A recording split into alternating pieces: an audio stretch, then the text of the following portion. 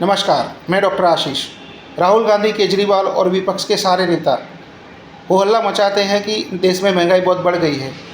सत्ता की लालसा में जनता की आंख में धूल झोंकने के लिए, जनता को गुमराह करने के लिए कितना नीचे गिर गए हैं, कितना झूठ बोलते हैं। मुझे नहीं लगता है ये लोग कभी भी अपने घर के लिए आटा, दाल, चावल, चीनी लेने के लिए मार्केट में गए होंगे। अगर गए होते तो इनको पता होता कि 2014 से पहले इनके दाम क्या थे और अभी इनके दाम क्या है। 2014 से पहले सारी दालें और चना, मूंग, मसूर, राजमा ये सब की कीमत 200 रुपये उससे ज़्यादा थी। चीनी की कीमत जो है वो 45 से 50 रुपये थी, जो आज 40 रुपये के आसपास है, और सारी दालें 100 से 120 रुपये के बीच में मिल रही है। तो मैं राहुल गांधी से सीधा प्रश्न पूछना चाहता हूँ कि 10 साल के बाद भी जो दाल 100 रुपये किलो मिल रही है, उसको 10 साल पहले 200 रुपये में बेच के 100 रुपये किसकी जेब में डाला गया? गेहूँ, चावल, बाजरा, इन सब अनाजों के दाम 4 से 5 रुपये पिछले 10 साल में बढ़े हैं। तो क्या देश की जनता और विपक्ष ये चाहता है कि किसान अपनी फसल 2014 से पहले जो रेट में बेचता था वही रेट में अभी भी बेचे? एक तरफ ये किसानों को एमएसपी देने की बात करते हैं, दूसरी तरफ महंगाई का रोना रोते हैं। सारी सब्जियां, आलू, प्याज, टमाटर, सभी सब्जियां 20 से 40 रुपये किलो मिल रही है, जबकि लोगों की आय बढ़ी है। तो अगर चीज़ों के दाम स्टेबल है या कम हुए हैं और लोगों की आय जो है वो बढ़ी है, तो महंगाई कहाँ से बढ़ी है? ये लोग एलपीजी और पेट्रोल के प्राइस का रोना रोते हैं। तो मैं इनको बता दूं कि 2014 से लेकर 2024 के बीच में पेट्रोल के प्राइस 10 रुपये बढ़े हैं।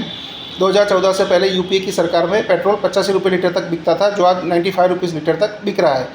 तो 2004 में यूपीए ने जब सत्ता हथियाई थी महंगाई का रोना रोके, तब पेट्रोल के प्राइस 35 रुपये लीटर थे, जो इन्होंने 50 रुपये बढ़ाकर 2014 तक 85 रुपये लीटर कर दिए थे। तो मैं राहुल गांधी से पूछना चाहता हूँ कि ये 50 रुपये किसकी जेब में गया? एलपीजी सिलेंडर के रेट बढ़े हुए लग रहे हैं क्योंकि उस पर से सब्सिडी हटाई गई है, लेकिन उसके सामने कई जनहित की योजनाएं चालू की गई है। जैसे उज्ज्वला योजना के तहत करोड़ों महिलाओं को एलपीजी कनेक्शन फ्री में दिए गए हैं। आयुष्मान कार्ड के तहत गरीब और मध्यम परिवारों को 10 लाख तक की सारवार फ्री में दी जा रही है। लोगों को पक्के मकान के लिए सहाय दी जा रही है। शौचालय बना के दिए जा रहे हैं। किसान सम्मान निधि के तहत किसानों को 6,000 रुपये दिए जा रहे हैं। 80 करोड़ लोगों को फ्री राशन दिया जा रहा है। विधवा पेंशन दी जा रही है।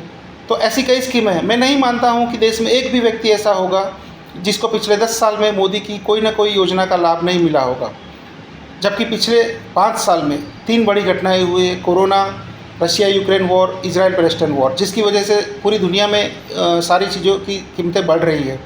पाकिस्तान में तो ये हालत है कि 800 रुपये किलो आटा है, और श्रीलंका में कई चीज़ों की किल्लत हो गई है। तो इसके सामने भारत बेहतर स्थिति में है, भारत अच्छी स्थिति में है, इन्फ्लेशन कंट्रोल में है, भारत का विकास हो रहा है, जीडीपी बढ़ रहा है। तो इसका प्रूफ क्या है? तो इसका प्रूफ है कि शेयर बाज़ार ऑल टाइम हाई है। शेयर बाज़ार तभी बढ़ता है जब देश का लीडर सही हो और देश सही दिशा में चल रहा हो। दूसरा, 2014 के बाद इंटरनेट की जो प्राइस है वो भी कम हुई है। तो लगभग भारत के ज़्यादातर घरों में स्मार्टफोन और इंटरनेट है, तो वो लोग गूगल करके भी चेक कर सकते हैं कि जो मैंने बताया वो सही है कि नहीं है।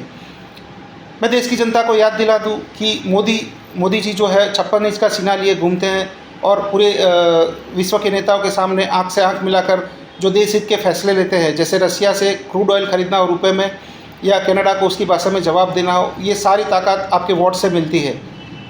जब ऑस्ट्रेलिया का पीएम भारत के पीएम को, प्रधानमंत्री को जब बॉस बोलता है, मोदी इज़ द बॉस, तो वो भारत की जनता 140 करोड़ लोगों को सलाम करता है कि उन्होंने इतना पावरफुल प्रधानमंत्री चुना है।